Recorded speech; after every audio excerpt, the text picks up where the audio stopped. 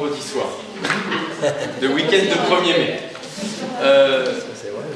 Vous le savez, ici, on est dans un édifice très particulier, dans l'édifice de FO, une force ouvrière, un syndicat, avec une salle communale, donc un lieu public, au rez-de-chaussée.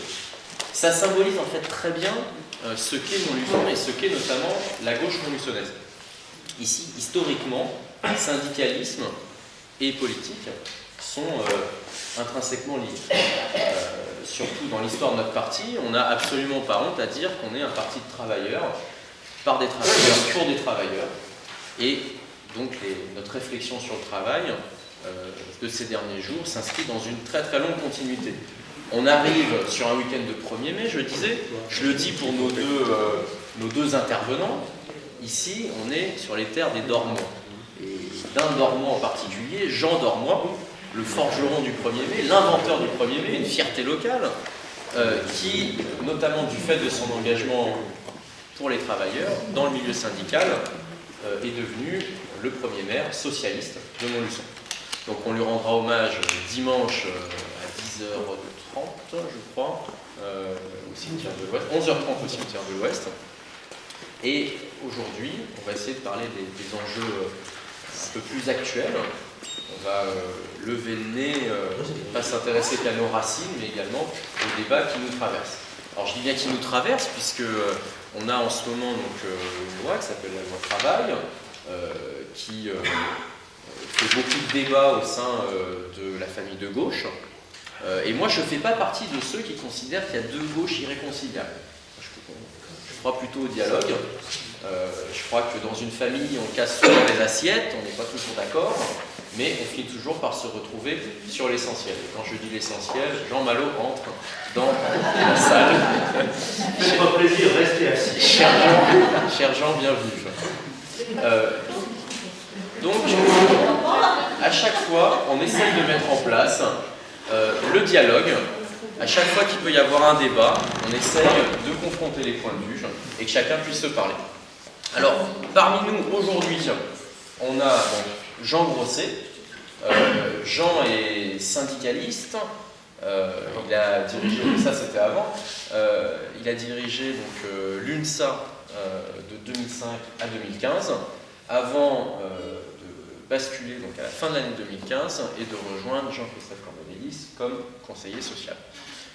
Jean a beaucoup travaillé pour amender le texte initial de la loi travail et il pourra nous dire très clairement ce qu'il y a dedans et quels sont les différents aspects de cette loi. À ma gauche, et j'imagine que vous avez fait ça exprès, à ma gauche donc Benjamin Lucas, récent, président du MJS, ça fait combien de temps? 4-5 mois. Donc Comme ça a changé, c'est toujours récent. Il a pris la tête donc, du MJS, le mouvement des jeunes socialistes. Benjamin est plutôt sur une position critique à l'égard de la loi du travail. Et donc ça me paraissait important de faire dialoguer ces deux personnalités au sujet de la loi travail. Ça me paraissait aussi important de faire dialoguer deux types d'expériences. Enfin, Benjamin est toujours étudiant. Jean, tu as eu une vie active. Non, rassurez-vous, je pourrais à l'université, mais bon. On l'inscrira à l'IUT de Montluçon à la fin. Parce que tu veux tout Et donc ça me paraissait aussi important, puisqu'il y a tout un volet dans ce débat sur la loi travail, sur l'avenir de nos jeunes et sur l'entrée des jeunes dans le marché du travail. J'en profite pour saluer quelqu'un qui ne fait pas partie du Parti Socialiste, mais qui nous fait le plaisir d'être parmi nous ce soir, Cyril Escoffier, le responsable de l'UNEF Montluçon, qui avait disparu pendant de très nombreuses années, et Cyril, avec un patient effort de terrain, a remonté tout ça ces derniers mois. Donc tu es le bienvenu, Cyril. Je salue également évidemment tous les élus, tous les camarades, et on va pouvoir, sans plus faire de rhétorique, commencer. Alors on fait comment? On tire à pile ou face on le fait... Non, quelqu'un a des allumettes là? Jean, tu démarres? Allez. Allons-y. Alors, tout d'abord, merci de m'avoir invité, merci d'avoir organisé cette réunion. Je vais essayer de faire une chose assez courte pour qu'on puisse dialoguer, discuter entre nous sur ces questions-là. On anime beaucoup de... Enfin, choper la crève, d'ailleurs, on anime beaucoup de réunions, quasiment tous les soirs dans les sections des fédérations, sur ce sujet. Alors, nous avions, le Parti Socialiste, dès le mois d'août 2015, engagé une discussion. Vous savez que c'était la 4e loi, puisque nous avons, après un accord interprofessionnel, nous avons voté la loi qui s'appelle loi de sécurisation de l'emploi. Hein. Nous avions aussi, après un accord interprofessionnel majoritaire, fait la loi sur la formation professionnelle, qui aboutit au compte personnel de formation, et nous avions enfin fait aussi une loi qui s'appelle modernisation du dialogue social, après un échec de négociation interprofessionnelle, sur la modernisation de négociation d'entreprise, fait une 3e loi, avec des ministres différents, Sapin pour les premières et Rebsamen pour la 3e. Donc il y avait une 4e loi qui était en réflexion, qui était autour de comment donner à la fois plus de sécurité aux salariés et donner plus de souplesse dans l'activité des entreprises. Le thème, le schéma ne nous effrayait pas, le Parti Socialiste, mais on était quand même un peu vigilant sur un certain nombre de choses qui étaient mises en avant.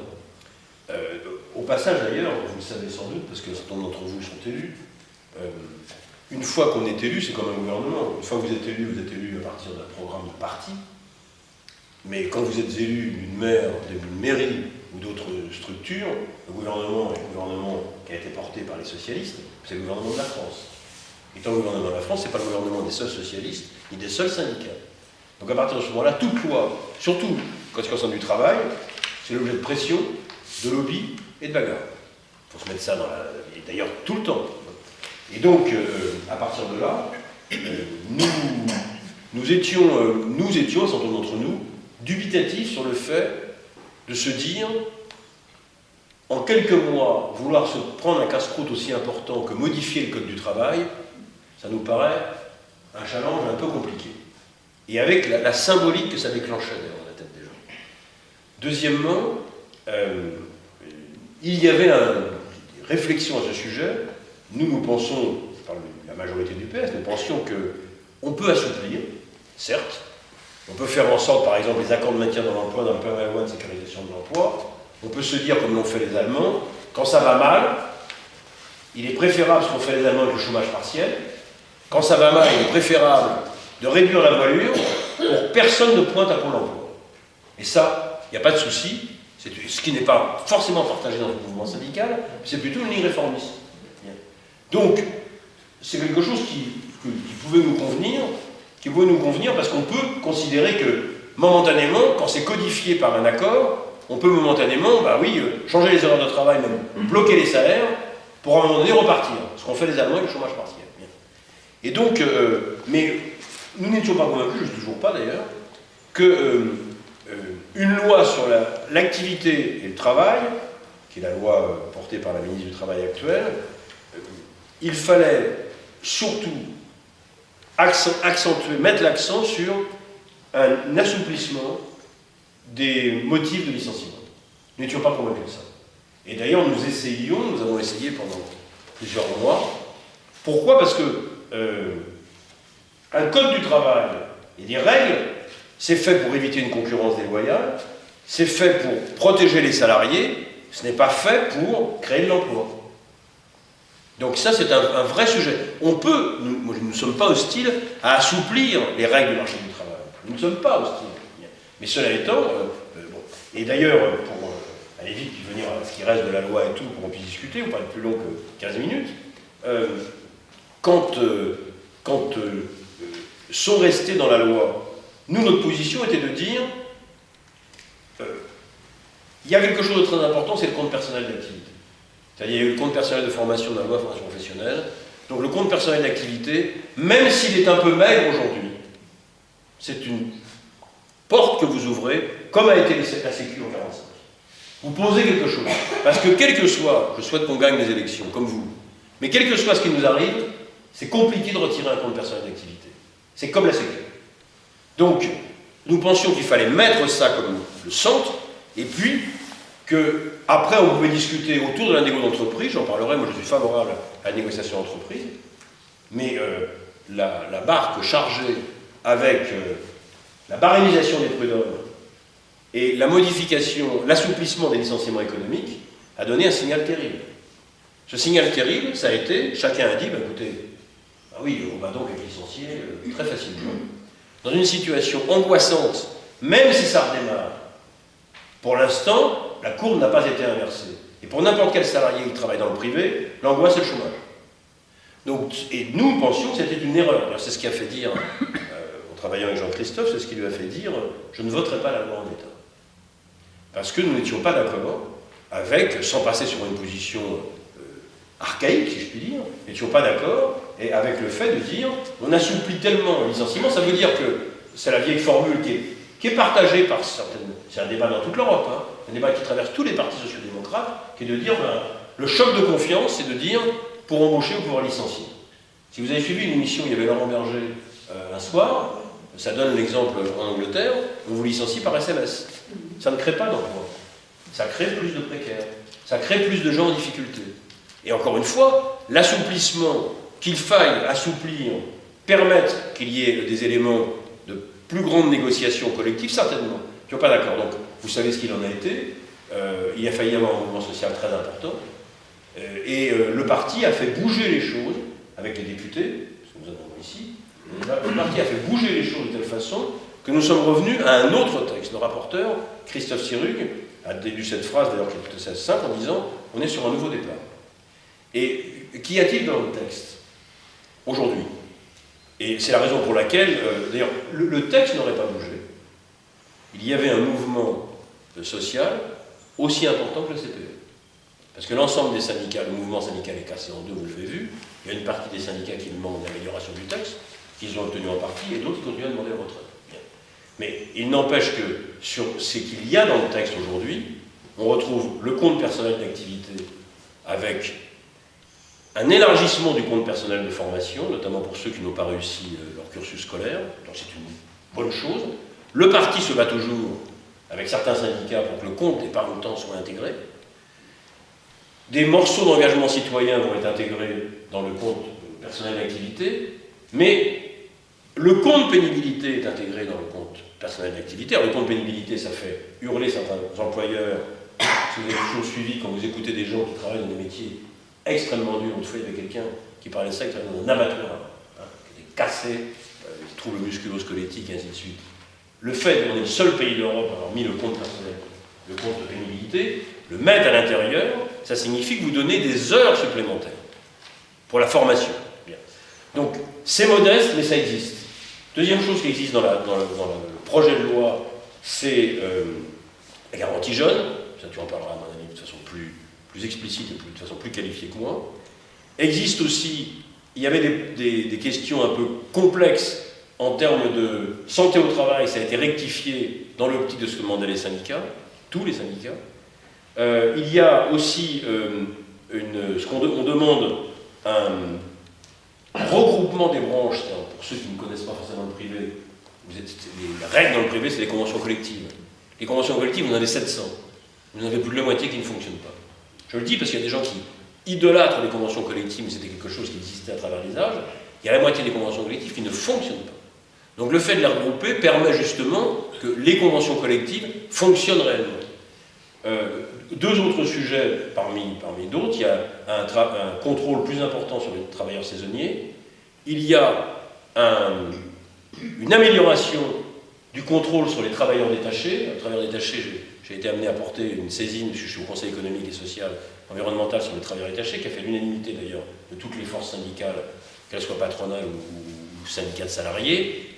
Dans la loi dite travail, vous avez le principe du travail détaché, vous le savez, hein, les gens traversent l'Europe, pas de problème, mais quand ils arrivent en France, alors qu'il y a des règles, ces règles ne sont pas respectées.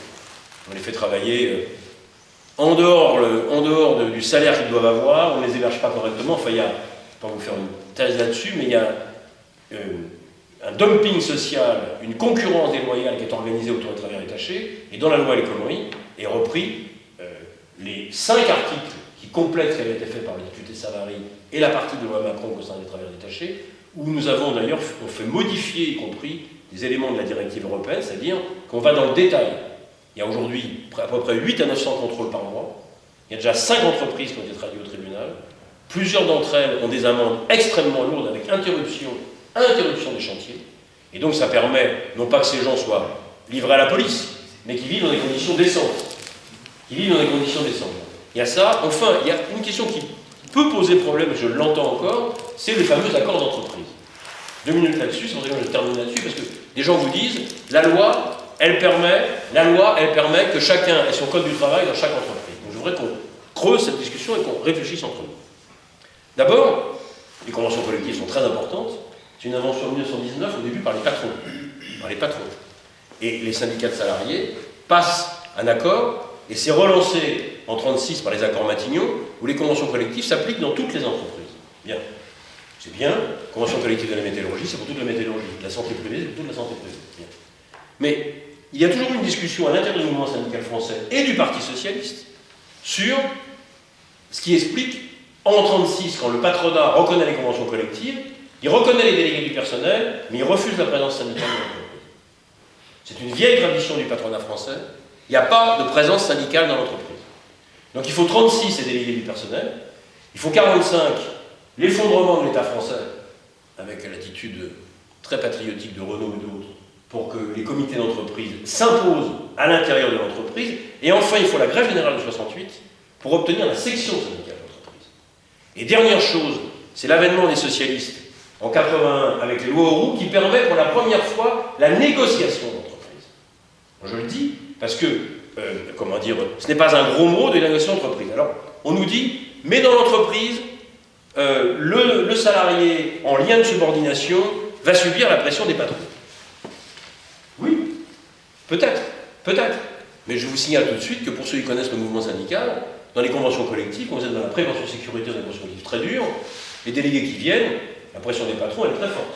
Très très forte. Deuxième chose, moi je crois beaucoup, comme ancien syndicaliste, au contrôle des salariés ou des ouvriers sur leurs délégués syndicaux. J'ai une vieille phrase, c'est en rappellation qui s'appelait en Pologne, les syndicats à nous, les permanents de notre service. Je crois beaucoup à ça. Et la convention collective, c'est un peu loin du terrain. Quelquefois, c'est très loin du terrain. Donc, les règles de représentativité syndicale ont été modifiées en 2008. À l'époque, d'ailleurs, c'était Alain Vidalies qui menait cette activité, qui menait cette action. Et à juste titre, le Parti socialiste a accepté que la représentativité syndicale vienne non pas d'un décret, mais de l'entreprise, du suffrage des salariés, pour rénover les syndicalistes, ce qui n'existait pas en France. Le syndicalisme italien a fait ça il y a 25 ans. Il syndique 54% de la population salariée. Parce que vous avez une utilité du syndicalisme avec le collectif salarié. Donc le fait de... Qu'est-ce qui est mis dans la loi? Il est mis dans la loi qu'il est possible, à partir d'accords majoritaires dans l'entreprise, qu'il est possible qu'on puisse, en fonction de ce que penseront les délégués syndicaux de l'entreprise, femmes ou hommes, qu'il est possible de passer des accords qui peuvent être dérogatoires à la convention collective. Mais à la question, que chaque fois les gens me disent, ça veut dire qu'on va négocier des accords à la baisse. Au point de départ, les femmes et les hommes qui sont en mandat syndical, je leur fais confiance. Alors, vous allez me dire, il y a toujours des trucs pourris. Ok, d'accord. Mais tous les 3 ou 4 ans, il y a des élections qui peuvent permettre d'élire ou pas élire les représentants syndicaux. Et deuxième chose, ce qui est négocié à la convention collective, c'est très loin. Vous demandez à un coiffeur ou une coiffeuse ce qui est négocié à la convention collective, compliqué. Les 3/4 des gens ne connaissent même pas la convention collective. Vous demandez à une femme ou un homme dans l'entreprise X, qu'est-ce qu'a signé ton délégué syndical? Tout le monde le sait. Et si c'est une saloperie, bonjour pour la personne qui travaille en atelier ou mon bureau. Donc c'est la raison pour laquelle moi je n'ai aucune crainte à me battre sur l'accord d'entreprise. Aucune. En plus, s'il n'y a pas d'accord, vous avez la convention collective ou l'accord supplétif. Donc c'est pour toutes ces raisons, si vous voulez, comme ça a été nettoyé beaucoup cette loi, je ne retire pas la bêtise de départ. L'erreur de départ avec un désaccord réel qui existait. J'avais cette discussion avec le Premier ministre, avec Emmanuel Macron ou avec d'autres. On avait une discussion qui est une discussion où des gens pensent que le choc de confiance, c'est d'assouplir au maximum. Nous n'étions pas d'accord avec ça. D'ailleurs, dernière chose en plus qui n'est même pas sur un plan économique, un truc politique. Pensez qu'en France, enfin vous avez connu, bon là je disais un des autres ici autour de la table, on a connu des lois qui ont pété sur un truc complètement symbolique. Le SMIC jaune de Balladur. La loi a été votée d'un seul coup des gens. Hop, hop, ça va. Le CPE, c'était grossier. C'était, on il n'y a plus de motif de licenciement. Mais on retrouvait au départ, avant qu'on nettoie cette loi, des éléments qui ressemblaient. Parce que la barémisation des prud'hommes, c'est quoi? La barémisation des prud'hommes, c'est de dire, quelle que soit la faute d'un employeur, en termes de justice, ben, il y a un prix borné. Quoi. Il y a un prix borné, l'indemnisation ne sera pas plus élevée que tant. D'autant plus invraisemblable de faire ça que, de fait, les juges prud'homaux, si vous avez une boîte de 3 personnes, ou si vous avez Airbus, vous ne faites pas tomber, même si c'est particulièrement dégueulasse, pas tomber une somme qui tue la boîte. Donc, ça, c'est quelque chose qui... Ce désaccord existait. Alors, on peut se dire pourquoi ont-ils fait ça? Je pense parce qu'il y a un désaccord de ligne. Désaccord de ligne, ça nous ramène d'ailleurs à des éléments sur la social-démocratie européenne. Hein.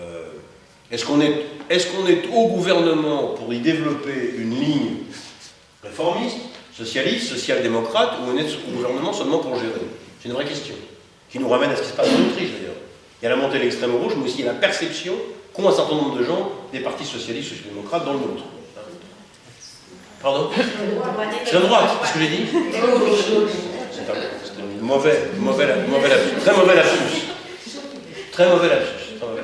Voilà. Donc, mais comme vous savez tous ce que sont les lapsus, donc je suis absolument condamnable à en faire tel lapsus. Voilà. Mais simplement, pour revenir pour terminer là-dessus, donc si vous voulez, le débat se poursuit. Il y a, lorsqu'il y a un accord majoritaire qui ont été introduits, je terminerai là-dessus, et par les lois Auroux, et par les lois temps de travail de Martine Aubry. Puisque c'est le principe de l'accord majoritaire, et l'accord majoritaire faisait qu'un salarié qui n'avait pas l'accord majoritaire, s'il n'acceptait pas l'accord majoritaire, avait un licenciement économique. Donc le rapporteur, Christophe Sirugue, se bat pour que le motif de rupture vienne d'un accord majoritaire pour les salariés soit un licenciement économique. Deuxièmement, la conception même de licenciement économique, il se bat pour qu'il soit remis en débat avec les parlementaires afin que le texte soit modifié. Donc à partir de là, ça ne retire pas l'erreur de départ, hein, je le dis. Moi, on a passé quelques jours un peu difficiles, mais encore une fois, des gens étant en mandat politique, on est un parti de gouvernement et un gouvernement, il y a des erreurs qui peuvent être faites. Dernière chose, moi j'ai plutôt tendance, avec le travail que je fais, quand il y a des erreurs qui sont faites, à considérer que ce gouvernement c'est le mien. Je le dis parce que, je veux dire, il y a le débat de fond, et puis il y a après, est-ce qu'on creuse la crise politique derrière la crise politique? C'est un vrai débat. Qu'ont connu d'autres pays. Hein. Moi, j'ai une génération qui ont connu des différentes forces syndicales ou sociales. Les Chiliens, dans une situation épouvantable, avaient des mots d'ordre terribles sur leur gouvernement. Hein. Alors, ils l'ont payé très chèrement, mais malgré tout, on essaie aussi au PS d'être critique, d'être positif, et en même temps d'être positif, c'est-à-dire de redresser les choses. On ne voit pas l'intérêt des gens en projet de faire sauter le gouvernement Valls. Je ne sais pas si ça nous apporte sur le plan politique. On peut avoir des désaccords. On peut avoir, c'est ce que j'ai dit tout à l'heure, ce que tu disais tout à l'heure, il y a des points de vue différents, mais on est quand même socialiste. Donc voilà, ça ne retire pas les critiques, on a modifié le texte, si vous voulez des précisions, j'en ai d'autres, je vous les donnerai, y compris dans les textes. Ce qui est drôle aussi à lire, je vous ai apporté une revue patronale, parce que c'est ce que disent les patrons de la nouvelle loi. Alors ils sont d'une critique extraordinaire, les patrons, puisqu'ils vous expliquent, textuellement, j'ai le bulletin de l'UMM, qui est le bulletin de la métallurgie, vous expliquent tout ce qu'ils ont, tout ce qu'ils souhaitaient avoir dans le texte et tout ce qu'ils ont plus. On se retrouve d'ailleurs avec un truc assez étonnant, pas étonnant parce qu'on a vécu ça souvent dans notre vie, vous avez le patronat qui hurle comme un fou contre cette loi, et d'autres qui aussi hurlent comme des fous contre cette loi, alors je pense que maintenant c'est équilibré. Maintenant on peut avoir des points de vue différents, on peut encore creuser, il ne faut pas être naïf sur ce qui se passe en entreprise, ça signifie que ce qui se passe en entreprise, il faut donc que, ce qu'avait fait la loi Rebsamen, protéger celles et ceux qui s'engagent dans l'action syndicale, leur donner des heures, des moyens, des éléments de formation, ça veut dire tout ça. Mais par ailleurs, si on veut que le syndicalisme se redéveloppe, moi je crois beaucoup à l'action syndicale, ça veut dire, l'accord d'entreprise, ça concerne à peu près 50% du salariat, il faut qu'on puisse négocier en entreprise. Il faut qu'on puisse avoir ces éléments, parce que les gens adhèrent au syndicalisme maintenant, pas comme avant, comme moi j'y adhérais, j'étais socialiste, j'étais dans un syndicat, j'ai eu notre choix. C'est fini ça. Les gens ils adhèrent au syndicat, si le syndicat leur paraît utile, combatif, honnête, gros problème d'éthique, et qu'ils vérifient dans leur entreprise que le ou la déléguée syndicale fait un travail extrêmement important. Donc toutes ces raisons font que je plaide plutôt, moi, pour, vous l'avez compris, pour le vote du texte et l'amélioration du texte qui a été fait en partie. Le débat parlementaire continue. Voilà. J'ai essayé de respecter le temps. Merci.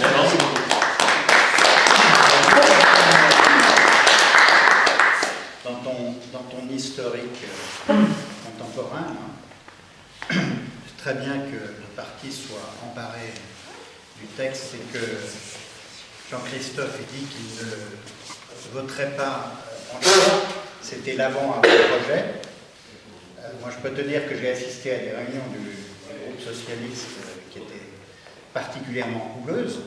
Il y a un élément qui est évident, c'est qu'une majorité de camarades du groupe étaient sur la ligne de Sirugue et sur la ligne de Catherine Lemorton, la présidente de la Commission des Affaires sociales.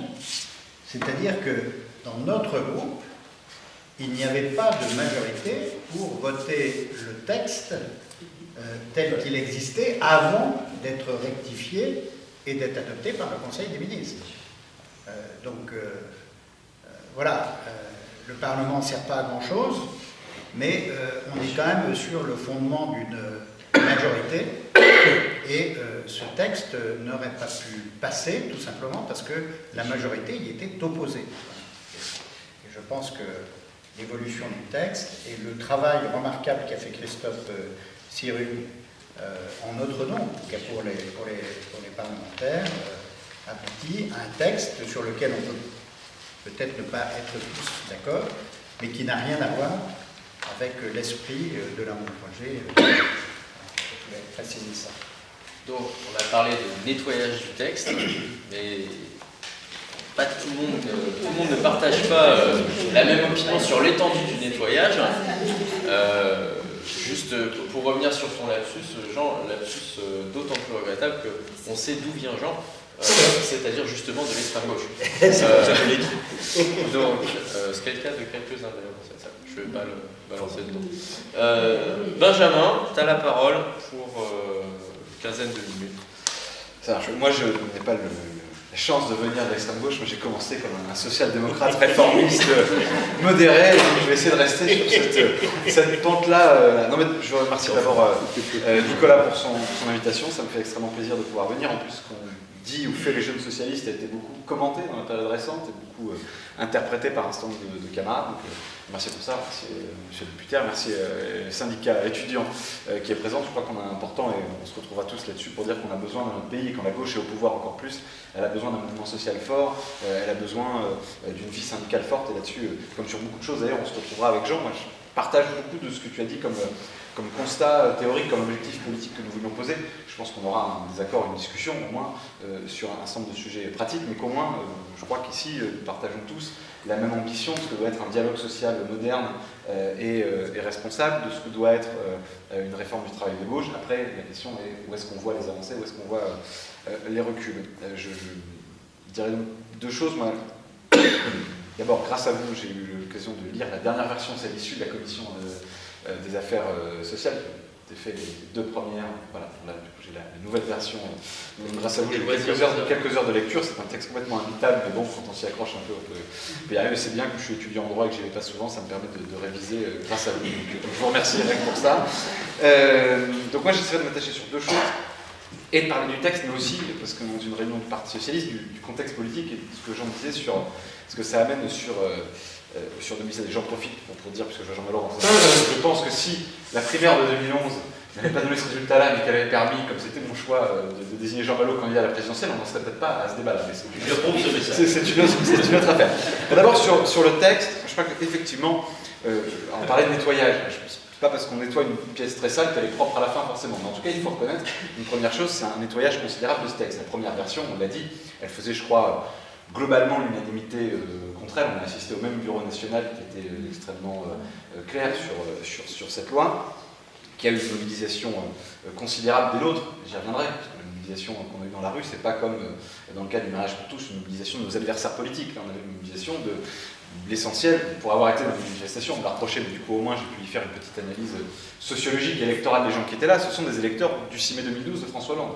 Ce sont ceux qui nous ont fait gagner et ceux qui nous permettront de ne pas gagner la prochaine élection présidentielle qui était là. Enfin, il y a plus de gens que ça qui permettront de faire gagner ou pas l'élection présidentielle, mais ils sont représentatifs de cela. Donc sur le texte, il y a eu des évolutions évidemment par rapport à la version 1. Moi, je concentrerai peut-être sur les avancées considérables qui ont été obtenues pour la priorité jeunesse, engagement fort du quinquennat, la surtaxation des CDD, qui est une revendication que nous on avait remise quand on avait rencontré la ministre du Travail, quand on a rencontré le président de la République, à chaque fois qu'on a rencontré quelqu'un depuis des mois, et avant même cette histoire, on parlait de la surtaxation des CDD, parce qu'aujourd'hui, quand on est jeune et qu'on enchaîne les CDD, par exemple, même quand on n'est pas forcément jeune d'ailleurs, c'est en l'occurrence quelque chose qui concerne beaucoup les jeunes, beaucoup les femmes, temps partiel, les CDD, tout ça, on touche beaucoup plus les femmes et les jeunes que le reste de la société. Mais quand on est en CDD, on a plus de difficultés à obtenir un prêt pour acheter une voiture, pour acheter un appartement, pour se projeter dans l'avenir. Et donc la question de la stabilité dans l'emploi, de la sécurité, on y reviendra là aussi, elle est essentielle pour que les jeunes puissent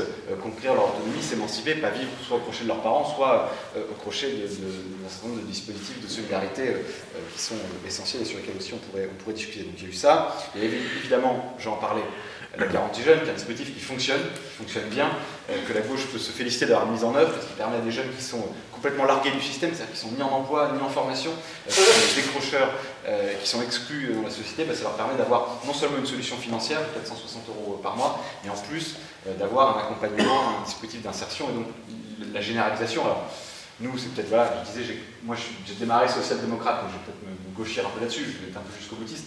Je pense qu'aujourd'hui, on a un vrai débat à avoir sur est-ce que la garantie jeune concerne 200, 300 000 jeunes ou 900 000, selon les chiffres que l'on prend. Mais en tout cas, on a ouvert une voie intéressante, importante, et qui permet aux jeunes les plus en difficulté de s'en sortir. Et donc, si au moins la mobilisation des organisations de jeunesse à ce stade a permis cela, je pense qu'on peut tous se féliciter qu'il y ait eu des jeunes dans la rue pour avoir cette discussion-là avec le gouvernement.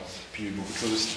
Sur, du coup, entre la version 1 et la version maintenant, j'identifie des reculs qu'on a limités.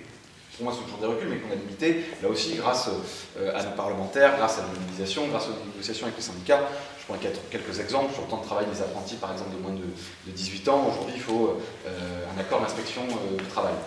Sur les congés en cas de décès d'un proche, on est passé de 1 à 2 jours. Il y a un certain nombre de choses comme ça qui ont permis d'améliorer. Je pense qu'il faut savoir, notamment quand on critique un texte, reconnaître quand il y a des améliorations. Pareil sur la modulation du temps de travail à 46 heures en moyenne.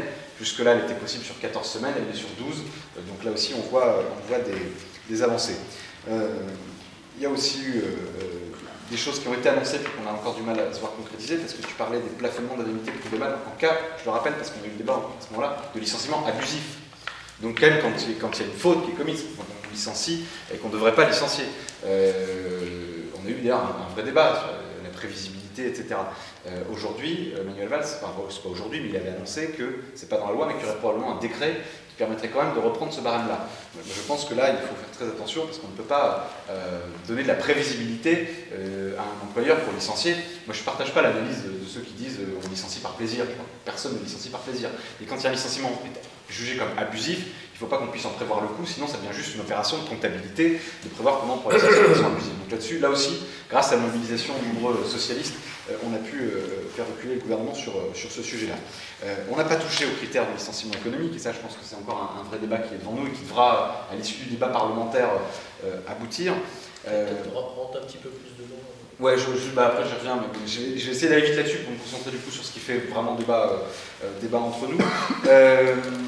Bon, il y a des choses sur le contrat, etc. Je vais essayer d'être court parce que j'ai pris plus long, mais du coup, voilà, moi ce qui fait que j'ai un désaccord encore aujourd'hui avec ce texte, alors moi je ne rentre pas dans le débat retrait-réécriture, parce que je pense que c'est un débat qui appartient aux organisations syndicales. Je suis pour un lien très fort de la famille socialiste avec le mouvement social, mais je ne suis pas pour qu'il y ait de l'ingérence. Donc moi, responsable politique, mon rôle est de faire des propositions à ma famille politique, famille socialiste. Mon rôle est de protester quand c'est nécessaire, donc effectivement d'être en tant que militant dans les manifestations quand j'estime juste, c'est pas de donner des consignes à des organisations syndicales. Et donc je pense qu'en plus les deux peuvent avoir du sens. Moi au départ ce que je suggérais, c'était du côté hollandais, art de la synthèse, c'était un retrait pour une réécriture. On retire une version pour apaiser les choses et ensuite on remet tout le monde sur la table et on réécrit. Ce qui permettait de contrôler tout le monde. Mais je veux dire, on peut gagner plus effectivement avec une réécriture parfois qu'avec un retrait, parce qu'en l'occurrence, il y a des choses, tu disais, genre positives dans ce texte, et qu'il ne faudrait pas qu'en protestant, comme c'est mon cas, contre des mesures négatives, on retire ce qui est positif. Cette proposition est aussi, je crois, celle formulée par Martine Aubry dans le BN auquel on assistait tous les deux. Dans ce cas-là, gardons le CPA, gardons le droit à la déconnexion, puis retirons tout le reste. C'est un retrait qui ne dit pas son nom. Donc c'est pour ça, moi, le débat de mots retrait par retrait, je trouve qu'il a beaucoup cristallisé les choses, mais que ce n'est pas l'essentiel. L'essentiel, c'est le fond de la discussion sur le texte et ce à quoi on veut aboutir et ce que doit être, d'après nous, une réforme de gauche du droit du travail. Non, mais ce qui fait mon opposition, c'est que la philosophie du texte, j'ai pris quelques exemples tout à l'heure de mesures concrètes, mais que l'esprit avec lequel est écrit ce texte, du coup duquel découlent les différentes mesures concrètes et pratiques, n'a pas changé. Et que cet esprit, il n'est pas en contradiction. Aujourd'hui, le parti a décidé de faire parler Léon Blum. J'ai vu une interview fictive de Léon Blum circuler sur le site du Parti Socialiste. On fait dire à Léon Blum qu'il trouverait l'Alliance Populaire géniale, pas de problème avec ça, et que la loi travail est dans la continuité de ce qu'a fait le Front Populaire. Je vous encourage à la lire, c'est assez savoureux d'avoir fait parler le camarade Léon sur ces sujets, mais je ne pense pas que... Voilà. Moi, je vais me contenter de faire parler François Hollande et Alain Vidalis, deux récents, deux actuels. François Hollande, d'abord, pas de phrase précise, mais je crois que ce qui se joue aussi sur cette question, je vais revenir sur la philosophie du texte, mais c'est la question de notre crédibilité politique. C'est la question de la crédibilité de la parole de la gauche. Enfin, globalement, on a quand même beaucoup d'électeurs qui désertent d'élection en élection depuis 2012, y compris parce qu'ils ne croient plus dans ce que nous disons.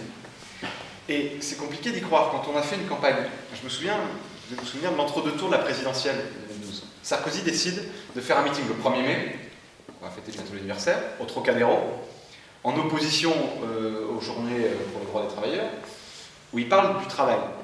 Et moi, je me suis amusé à faire quelque chose. J'ai lu les argumentaires du groupe socialiste à l'Assemblée, et d'autres argumentaires, notamment ceux-là, sur la loi travail, et j'ai relu le discours de Sarkozy au Trocadéro.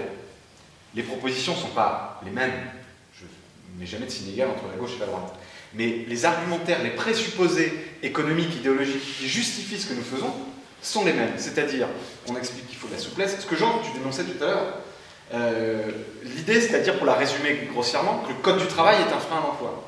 Que quand il y a des protections pour les salariés, c'est un problème pour l'employeur. L'idée que, pour créer de l'emploi, il va falloir licencier plus facilement. Ce à quoi nous sommes d'accord avec Jean, sur le fait que c'est absurde comme raisonnement. Mais là aussi, quand moi je le dis, on peut me reprocher d'avoir un penchant, un prisme idéologique, même si je n'ai pas commencé à l'OCI, donc ça change. Voilà, j'ai commencé en soutenant Laurent Fabius, donc c'est pour dire, si j'étais pas un marxiste-léniniste. Mais, et Jean Malo, là ça m'a plus rapproché, mais quand même. Mais qui nous dit aujourd'hui que le fait de protéger les salariés en CDI n'est pas créateur de chômage, au contraire, permet en période de crise de préserver l'emploi. C'est l'OCDE, qui n'est pas dirigé ni par la CGT ni par Gérard Filoche. C'est l'OCDE qui dit ça. Qui nous disait la flexibilité ne crée pas d'emploi. Pour le coup, c'était celui qui a été pendant très longtemps le spécialiste des questions de travail au Parti Socialiste, Alain Vidalis, qui est membre du gouvernement, qui n'est pas non plus réputé pour être un gauchiste le couteau entre les dents. Le pauvre, il est adhérent dans la Fédération des Landes, donc il est plus à droite sans doute qu'Henri Emmanuelli, donc ça en fait un modéré. C'est quelqu'un de social-démocrate, voilà, dans le bon ton, replacé pour les camarades qui ne connaîtraient pas. Et dans notre campagne, quand Sarkozy a fait son discours, François Hollande a expliqué exactement l'inverse. Moi je me souviens qu'on a tous été très fiers des propos du président de la République qui disait que le Code du travail est une protection quotidienne et concrète pour l'ensemble des salariés, le Code du travail est un patrimoine à préserver, et c'est pas quelque chose... Oui, c'est long le Code du travail, le Code pénal aussi, c'est long, c'est lourd. Enfin, ça permet quand même de régler un certain nombre de situations. Et en plus, le Code du travail, c'est long et c'est lourd aussi parce qu'il y a beaucoup d'annotations, beaucoup de jurisprudence. Moi, je fais quelques études de droit de temps en temps, de façon très intermittente malheureusement, mais on sait comment... Là, les codes, c'est aussi beaucoup d'explications, donc il y a ça. Pourquoi il y a du chômage aujourd'hui? Parce que Jean a dit quelque chose qui est très juste, beaucoup de choses très justes, mais une qui m'a particulièrement remarqué, c'est qu'on confond trop souvent la question du travail et la question de l'emploi. Moi, je pense qu'on ne fait pas des droits, en général, du Code du travail, qui est le droit qui régit la protection des salariés, un instrument de variable économique. Et donc, on ne réglera pas la question du chômage en touchant au Code du travail. Et d'ailleurs, là aussi, j'ai débattu avec le camarade Henri Weber, là aussi, et un chef d'entreprise, représentant de la droite, qui nous disait, moi, j'ai pas de problème de coût du travail, moi, j'ai pas de problème de difficulté à licencier, moi, j'ai un problème de carnet de commandes. C'est ça, aujourd'hui, la réalité du chômage dans ce pays. C'est que les carnets de commandes sont vides. Donc, on doit se réjouir notamment du fait que la croissance reparte aujourd'hui. C'est qu'en réalité, alors moi j'ai des solutions qui paraîtront peut-être un peu dingues, mais moi je crois que de façon très pragmatique, quand on est dans un pays où le chômage, même si on a de très bons résultats, il faut les élever. Moi je fais partie des grincheux qui vont aller chercher la petite explication. Il y a toujours des explications à la baisse d'un taux de chômage qui ne sont pas forcément correctes. Globalement, on a la plus forte baisse depuis 15 ans. C'est à saluer, c'est une bonne chose. Et ça tient aussi au fait qu'on ait mis un certain nombre de contreparties à des dispositifs d'allègement de cotisation ou d'aide à des PME. Mais quand on a donc un pays, il faudrait, avec cette baisse exceptionnelle du chômage, il faudrait des années pour qu'on atteigne le plein emploi. Donc quand on a un taux de chômage aussi grand, quand on a la croissance qui, sans doute, va revenir grâce à la politique économique de notre gouvernement, mais qui ne reviendra pas dans des proportions suffisantes à créer le plein d'emploi.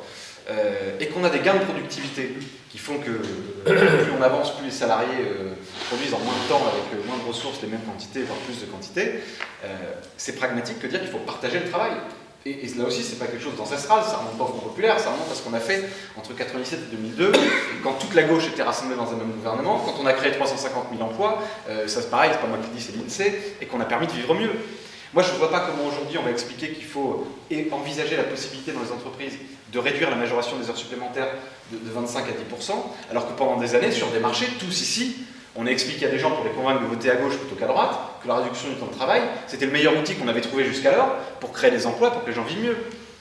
Et qu'en plus, les 35 heures, ça a fonctionné. Et je crois qu'il faut qu'on assume ce bilan-là. On dit la gauche, elle a toujours une difficulté à assumer son bilan. On a des bons bilans à assumer. Je le disais sur ce qu'on fait sur la priorité jeunesse, on peut parler aussi d'éducation, on pourrait parler de plein de sujets, mais notamment sur la question de l'emploi et du travail, la gauche n'a aucune leçon de crédibilité économique à recevoir de la droite. Quand on était au pouvoir, nous, on a fait baisser le chômage dans une période politique qui était là aussi compliquée, même si la croissance revenait, etc. Mais donc je crois qu'on a assumé ce bilan-là, et que, en tout cas, l'explication avec laquelle on fait cette loi, le président de la République a dit lui-même que ça ne créera pas d'effet avant la fin du quinquennat. Et là, de façon très pragmatique, c'est pour ne pas créer d'effet, pourquoi s'embêter sur une loi qui met dans la rue tous ceux qui ont fait notre victoire. Mais en tout cas, qu'on ne mélange pas le travail et l'emploi, et que si on veut créer l'emploi, on a d'autres recettes, pour le coup des recettes économiques, plutôt que des recettes en termes de droit du travail. J'essaie d'aller plus vite là-dessus. Et sur l'équilibre dont tu parlais, parce que c'est ça la social-démocratie, c'est la recherche des compromis et des équilibres. Là-dessus, nous sommes d'accord. Mais moi, je ne crois pas que, d'abord, des non-reculs, ça fasse des avancées. Je les ai décrites tout à l'heure, on est revenu sur plein de choses qui étaient horribles dans cette loi, d'accord. Pour moi, l'idée que je me fais d'une loi de gauche, désolé, c'est peut-être la jeunesse qui me fait être un peu naïf, mais l'idée que je me fais d'une loi de gauche, c'est que c'est une loi de progrès. C'est une loi qui apporte des progrès sociaux, c'est une loi qui apporte des droits nouveaux, des protections nouvelles aux salariés notamment. Ça ne veut pas dire qu'il ne peut pas y avoir plus de flexibilité. Mais tu citais des exemples. Quand on fait les lois au roux notamment, en même temps qu'on met ce que tu disais sur les accords d'entreprise, on fait le CHSCT. Quand on fait, là aussi il y a eu des démarches de flexibilité qui ont été faites entre 1997 et 2002, mais en face on met les 35 heures. Et moi je parle justement pour pas qu'il y ait deux gauches irréconciliables, l'histoire de la gauche est toujours une histoire de compromis, une histoire de synthèse, une histoire où à la fin on peut tous se rassembler sur un même patrimoine commun, mais avec une obsession. C'est celle de l'égalité, c'est celle du progrès, c'est celle que quand il y a un équilibre à trouver, parce qu'il y a toujours des équilibres à trouver. Et le gouvernement, il a à faire face à une situation politique difficile, à une situation économique difficile, à un patronat qui est extrêmement malveillant quant à jouer son rôle, à jouer le jeu économique. Et donc oui, le gouvernement a des contraintes. Je ne fais pas partie de ceux qui disent on peut raser gratis, qui disent on peut tout faire du jour au lendemain, mais dans cet équilibre entre les contraintes et ce que nous pouvons faire, il faut que le curseur il soit du côté des progrès et des droits sociaux. On pourrait parler de la hiérarchie des normes, mais moi je suis très inquiet sur ce qui est en train de se passer sur la hiérarchie des normes, parce que je crois moi aussi comme toi à l'accord d'entreprise. Et j'y reviendrai sur les bons accords et les mauvais accords. Et on peut trouver des exemples de bons accords, des exemples de mauvais accords, et en l'occurrence tous les syndicats passent des accords d'entreprise, donc le problème n'est pas là. Mais jusque-là, on avait une ceinture de sécurité et un airbag. La ceinture de sécurité, c'est quand un accord d'entreprise un accord d'entreprise devait être plus favorable qu'un accord de branche. C'est-à-dire si un accord d'entreprise était moins favorable qu'un accord de branche, c'est l'accord de branche qui s'applique. De même que le principe de faveur s'applique aussi entre l'accord de branche et la loi. C'est-à-dire qu'on avait toujours et ça c'est l'airbag. La ceinture de sécurité et l'airbag, ça va protéger les salariés. Aujourd'hui, le fait de suppléer, ça veut dire que s'il n'y a pas d'accord d'entreprise, il y a accord de branche. Alors, je m'embrouille là-dessus, parce que j'essaie de trouver une image avec la voiture, mais qui en fait n'est pas claire. Mais aujourd'hui, s'il n'y a pas d'accord, on fait appel à la loi. Mais enfin, je pense qu'il faut aussi, là aussi, faire attention à comment on protège les salariés dans l'entreprise. Et je reviens tout à l'heure sur les accords. Bon, très rapidement. J'essaie de finir. Là aussi, je vais pareil, pour justement pas tomber dans la caricature, je vais citer quelqu'un d'autre qui est DSK. Il y avait un débat entre DSK et Nicolas Sarkozy il y a quelques années. Puisqu'on parle des rapports d'entreprise et de la pression, il n'y a pas un rapport équitable dans la discussion, dans la négociation, surtout dans des petites entreprises, c'est quand même ça la majorité du genre, entre les salariés et un employeur. Parce que l'employeur, il a la pression de l'emploi, parce que l'employeur, il a la pression de l'autorité, parce que l'employeur, il a aussi la pression parfois de la connaissance juridique, etc. Et donc, DSK, pour le coup, on ne peut pas dire que c'est un modèle, disait très justement à Nicolas Sarkozy qui a vraiment le pouvoir dans l'entreprise. Qui maîtrise vraiment le rapport de force. Et là aussi, je crois que nous ne faisons pas assez d'équilibre et assez de protection pour contrebalancer cet accord, ces rapports de force. Bon, je passe très vite du coup sur les reculs, j'y reviendrai peut-être tout à l'heure, mais sur la médecine du travail notamment, je conclue là-dessus, mais on fait des choses sur la médecine du travail qui à mon sens ne sont pas bonnes. Là je pense qu'on sera d'accord. Déjà on fait des médecins, de certains médecins du travail, des médecins de contrôle, c'est-à-dire par exemple un pilote, c'est un médecin qui pourra décider s'il va voler, donc il y a un problème de rapport de confiance avec son médecin, donc on ne dira pas forcément autant de choses, donc il y a un problème sanitaire. On peut faire du médecin un licencieur, puisque désormais quand un médecin il n'y a plus d'obligation de reclassement d'un salarié, déclaré inapte. Donc dès qu'un médecin déclarera inapte un salarié, ça veut dire qu'il entraînera de fait son licenciement. Et donc ça met aussi une pression sur un médecin et sur le patient. Et puis on a enlevé le suivi médical obligatoire pour un certain nombre de postes qui ne sont pas à risque. Et donc je finis sur l'aspect contexte politique. Donc j'ai dit, on fête les 80 ans du Front Populaire à Cameroun.